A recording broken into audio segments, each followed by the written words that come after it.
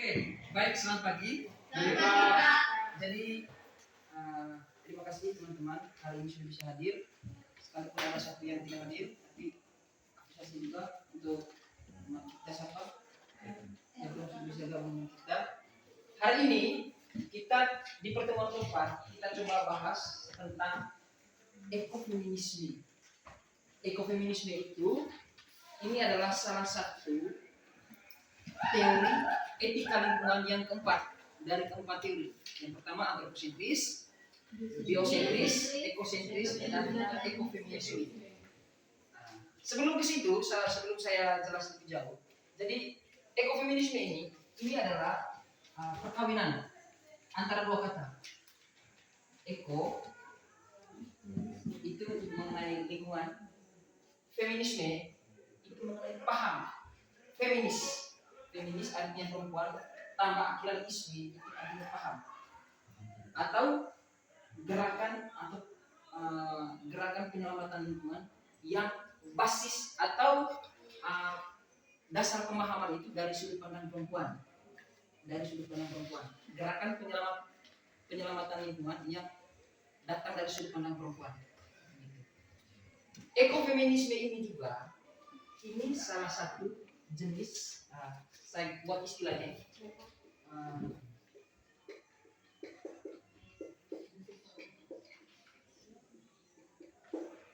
ekofeminisme ini juga ini merupakan salah satu the social movement.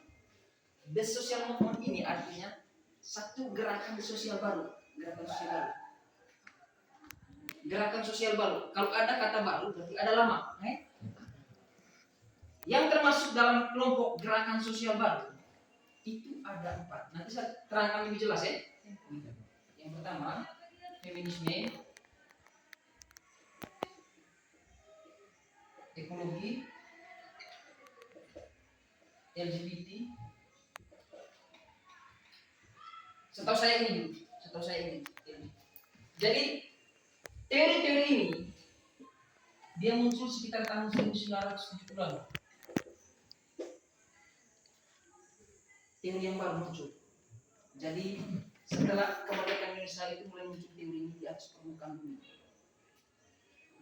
Yang salah satu fokus kita hari ini adalah dua, feminisme dan ekologi. Jadi mulai tahun 1970-an itu sudah ada teori gerak sosial baru, yaitu feminisme, ekologi dan LGBT. LGBT itu membicarakan tentang pada tahun 1970-an sampai sekarang orang mulai fokus bicara LGBT, bicara tentang pasangan heteroseksual, homoseksual, suka sama laki-laki, suka sama perempuan, suka sama binatang, begitu. Pada tahun 1970-an perilaku-perilaku itu sudah mulai diperbincangkan dalam dunia akademik. Bisa terima? Bisa. Itu terlepas dari isu lingkungan hidup. Tapi yang punya kaitan dengan isu lingkungan hidup mengenai teori gerak sosial baru ini dua, feminisme dan ekologi. Kenapa bukan maskulinisme? Kalau maskulinisme itu kaitannya dengan laki-laki, toh? Karena bagi pandangan feminisme yang merusak lingkungan itu adalah laki-laki, bukan perempuan. Contoh, kalau miliaran laki-laki satu hari memproduksi asap rokok, berarti begitu banyak kepulan asap yang mengudara. Perempuan jarang kita lihat sebagai pelaku rokok, ya toh?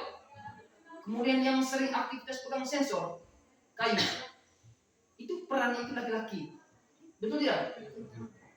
Semua diperankan oleh laki-laki, sehingga gerakan penyelamat lingkungan tidak bisa mengandalkan laki-laki sebagai aktor utama, malah laki-laki dijadikan sebagai pelaku utama perusak lingkungan. Misalnya, perempuan adalah spirit yang benar-benar diandalkan untuk menyelamatkan lingkungan. Seperti apa? Di Manggarai ya? Di Manggarai ada namanya istilah Rokomonas Poco. Orang membuat rumah adat itu selalu muat dengan perempuan ketika potong kayu di hutan itu, Pak. Pernah ada ya di desa-desa toh? Kenapa perempuan dimuat atau dipikul bersamaan kayu? Tapi secara fisika itu adalah menambah beban bagi orang yang muat. Sudah pikul kayu besar, baru pikul lagi perempuan. Secara fisika begitu. Tetapi secara ekologi itu dibenarkan Kenapa? Karena bagi orang yang melihat bahwa kenapa perempuan dijunjung? Sebab perempuan punya kemampuan reproduksi, punya kemampuan menghasilkan kembali generasi. Sama seperti hutan.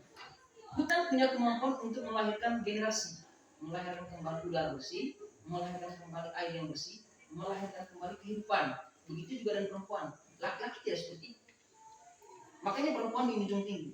Maka kesimpulan yang diambil dari gerakan ekofeminisme ini, ketika perempuan dilecehkan sama seperti kita melecehkan bumi. Sehingga ada istilah perempuan adalah ibu bumi.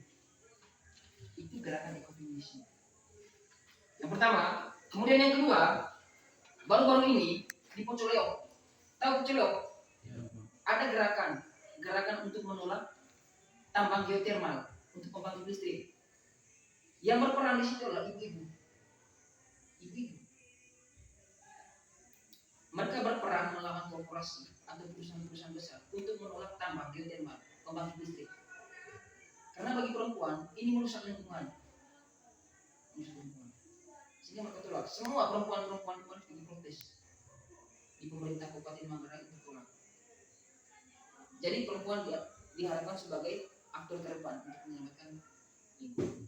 Jadi kira-kira itu gambaran singkat mengenai ekofeminisme. Sebelumnya sebentar kita lebih